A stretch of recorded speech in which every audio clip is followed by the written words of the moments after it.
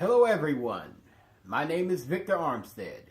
Stay tuned for another exciting episode of The Parker Daniels Show. Thanks for tuning in to The Parker Daniels Show. If you like what you heard, hit the subscribe button down below. Welcome to another edition of The Parker Daniels Show, y'all. And we finally got her. At least I finally got her. After some time, I finally got her on here, y'all.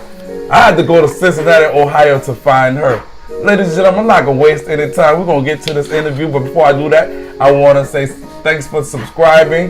Continue to hit that notification bell so you can get updates and find out about people like my friend who's about to tell us a little bit of her history and what she has been doing and her being a mother and things of that nature. We're going to, run it about 15 minutes, something like that. Keep it interesting.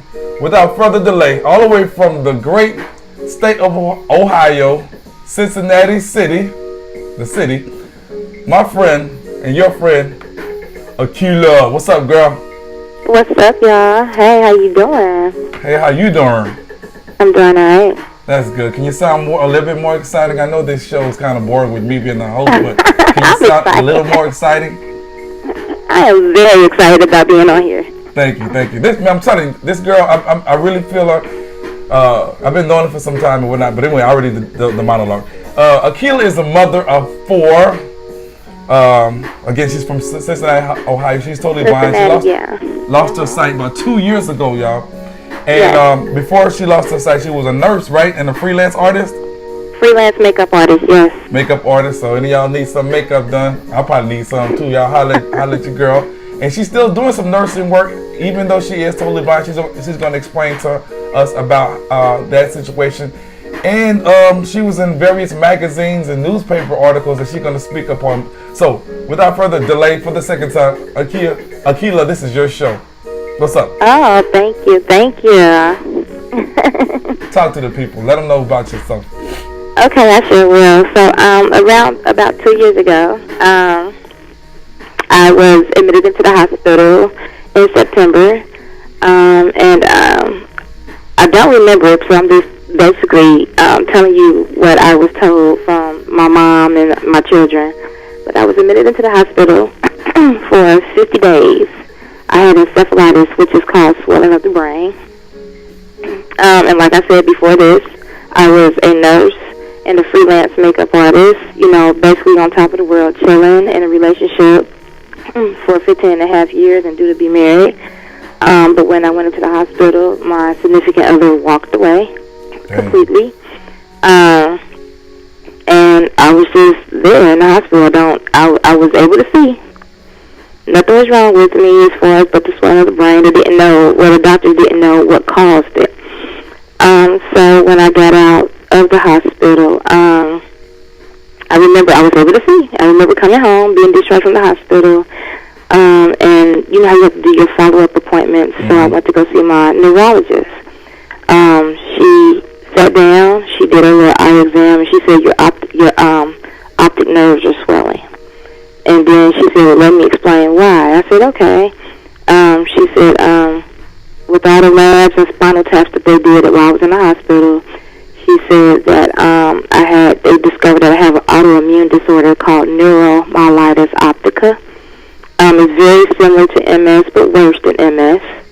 And it was attacking me aggressively. With that being said, I went totally blind within 30 days. Wow. After her telling me that I had that autoimmune disorder. Wow. Where were you at? And then, where were you at that point in your life, mentally, when this was happening? When you was losing your sight at such a rapid pace. I mean, how were you mentally? The day she told me, I remember crying in the office. My mom started crying, and she started crying. The doctor started crying. And she said, do you need help? Talk to me. She said, what are you crying for? And I said, ironically, the only reason why I was crying is because I was worried about my children and how they would take the news and how they would react to it, because my mom had already told me that they were, when I was in the hospital, that they were, kind of going through it. That was the only thing that really was bothering me. You know, I love my kids. I wanted to see my kids grow. I knew in my life at that time that I would see my kids grow up. You know, especially my daughters. I would see them. I would help them go shop for dresses to go to prom and stuff when they get older. At the time, my kids now are 21, 15, 11, and 7. So, you know, they were 2 years younger than what they are now. You know, at that time, my older son, he was playing football and was good, really, really good. And you know, they were giving him a full ride to a college. And as far as your whatever the so-called individual who walked out of your life before you went blind, did he ever call you? Did he ever come back? No. So all this stuff you had done as a single parent and as someone who was visually impaired, right? Yes. My mom said he totally walked away. That's my last 3 children. That's their father. And we have not, even to this day, have not heard anything from him. Dang, man. People are so cold these days. So forget about him. How did you pull yourself up by the quote-unquote bootstraps and say, hey, even though I've lost my sight, I'm going to live for myself and my kids and do, because you still, we a part of the conversation, you were telling me now that you're still, you know, doing things that a person with sight would do. Expound on that. Yeah, so basically I just remember, and I went through a lot. I mean, my journey was rough, but my mom was my backbone, and then my brother was, and then my family, they all, you know what I'm saying, stepped into play. So they helped me. I didn't go to any outside support groups. My support was my family. And the main thing was my mom and my children also. So basically, I remember asking God in the middle of the night, and I said, I just started talking to him. You know, I just really started having a personal, full conversation with God, and I told him, now that I'm on this new journey in my life, anybody that I meet, I want you to allow them to reveal their true selves to me, so that it gives me the choice to deal with them or not. Right. You know, and that's what he's been doing. I've been seeing him work through people to help me, you know, and my family and I, you know, my immediate family, the people that are within this house and I. You know, when I was in the hospital for those 50 days, man, I got evicted. You know, my mom, she's a retired nurse. She could not afford all the bills that we had. You know, so I ended up getting evicted. We had to, and she left her apartment to get evicted with us, basically, and she didn't have to. We ended up staying in a hotel for a couple of months, and then out of nowhere, people were calling, paying, you know, and we didn't even know. And I mean, the hotel fee was $4.19 a week. You know what I'm saying? Her check was only able to pay for 2.5 weeks of that. You know what I'm saying? We didn't know where money was coming from. You know, it takes forever for SSI, Social Security Disability, to start. So mine didn't even start yet. I don't know where, man, people was just called, you know, on my Facebook page, in my messenger, inboxing me. I don't even know how the messages came through, because my phone was off at the time. And the hotel that we stayed in didn't even have free Wi-Fi, but it came through, you know, and they were calling, bringing back money, family. They were even calling the front desk and paying for a whole month. And then out of nowhere, we get a call, and a distant family member says, come and get your keys to your house. And right now, I am in a full, true 5-bedroom home. Okay, so let's say, you know what I'm saying? God does work in mysterious ways. He works, and so to answer your question, though, like you said, God works in mysterious ways. But by me being able to see God work through people, you know, I always tell people, it's no longer a faith in God. I know that there's a God. And he's the one who's helped. He's the main one that has been helping me, you know, just be who I am, you know, and on this path in my life. And so, I, got my orientation and mobility training, to learn how to walk with a cane, which is kind of, kind of weird, but I do it. And I jumped into a lot of little programs and stuff like that. I joined it. Yeah, I joined the National Federation for the Blind organization here in Cincinnati, the Cincinnati chapter. I joined them. And I've even been coming up with little ideas that I'm working with people. I wanted to start my own support group. It's called Parenting While Blind. They have a support group for parents of blind kids, but I haven't come across anyone that's one that's like, for parents who are blind and raising children still. Okay. And then I also want to, for a spin-off from that support group, I want all the kids to be able to connect with one another, because they need help. They need support too. That's right. That is so true. Especially because they go through it. So exactly.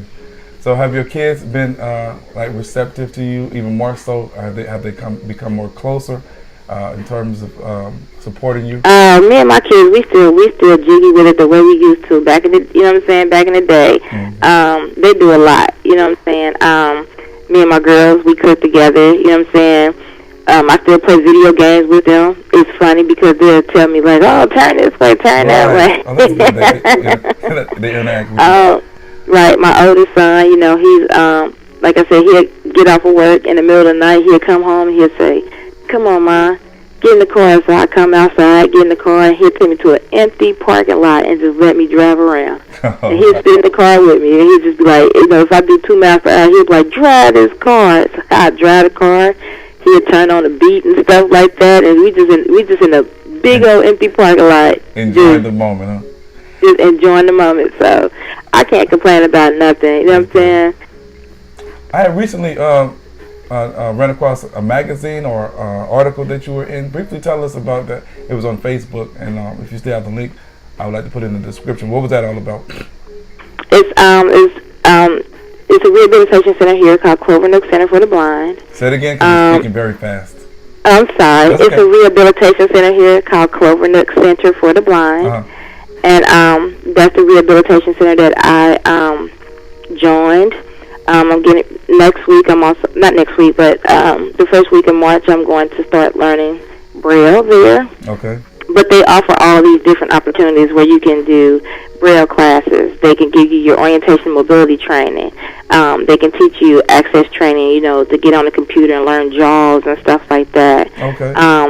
But I honestly had just went in there and did a tour, and then met with a couple of people, and they heard my story, and I didn't even know they were getting ready to do this article on, this little, article on Facebook on their page. And one day I was sitting in my room and I was going through Facebook, and then I came across their page, and then it said my name, Ahkeela, and I'm thinking, I was like, oh, they got another girl here by the name of Ahkeela. I started listening to the story, and I was like, that is me, and the first word was inspiration. A lot of people who I've come across, they hear my story, say that I'm an inspiration for other blind people and sighted people. I never was told that I was an before. I never thought that I was an inspiration, but all I do is when I don't try to be. I mean, I'm glad that they think of me that way, but when I talk to people, man, all I do is speak from the heart and speak from my experience and what I'm going through. It's not always cookies and cream and perfect, picture perfect, but I just speak from the heart. That's real tough. And I just keep it real, you know what I'm saying? And that's just it. That's just me. And that's one, as I mentioned to you in closing too, because that was one of the reasons why I really was so persistent in getting you, not just because I needed another person on the show, your vibe. And the fact that your personality was so pleasant, and the fact that I just like just speaking with you, and right. I had just to get you on here so that you can share that inspirational vibe with everyone else and whatnot, man. And whether we become this does well or not, we still continue to be friends because I really Right. like what you're doing, and I like your vibe, and I really do mean that from because you know how long we've been trying to get this together though. Right. Thank you. No problem. Right. So with that being said, I'm quite sure you have some inspirational words that you want to leave the audience with, and in closing. Well, in closing, I want to tell people that, I know going blind can be detrimental. It really can. It can just be a halt to your life, but it doesn't have to be, because only thing that's different, man, is how I tell people is that if you was able to drive before, especially when you were, you know what I'm saying, if you were sighted before, that you can't, you can't get up and get in that car the way you want to. So that's the only thing that you have to wait. You have to be a patient. You know what I'm saying? That's true. And that's the only thing about that. You know what I'm saying? But other than that, man, I still move and shake how I used to move and shake before. You know what I'm saying? And I tell people, instead of being down on the blindness and being depressed, I embrace my blindness. That's what's up. Tell them again. I What you doing? embrace Tell them it. again. Instead of being down and depressed on being blind, you have to embrace your blindness. Okay. And what I mean by that is your other senses become more heightened. That's right. You definitely. So you experience life from a different way. And I always tell people, now I see by touch. Okay, that's what's up. Hey, that was a great closing. And also, before I go, I was told she's a very attractive lady, so I might turn this thing into a dating game, a dating scene, and get some numbers, y'all. I'm telling you, she don't. I mean, the voice and everything all is one package. That's what I was told. I'm already connected, so but I know beauty when I hear it and whatnot. So hey, you looking? She don't want to say y'all, but that's my partner. Man, hey, Ahkeela, I really appreciate you coming on. I'm going to hit you up in a few minutes. Thanks for having me. Yeah, thank you. Well, tell people to subscribe to the Parker Daniel Show and why. I'm out. Please subscribe to the Parker Daniel Show. Come over to the blind side and understand where we come from. Y'all, you know what I'm saying? Sighted and the blind community. The blind community, you can hear, some other inspirational stories. Now, for the sighted community, y'all need to come on this show and understand that we're not second-class citizens. We can do the same as you all can do. Sometimes we just as wretched as you are. All right. That's my girl, y'all. Ahkeela from Cincinnati, Ohio. Hey, thanks for subscribing, y'all. And I'm out.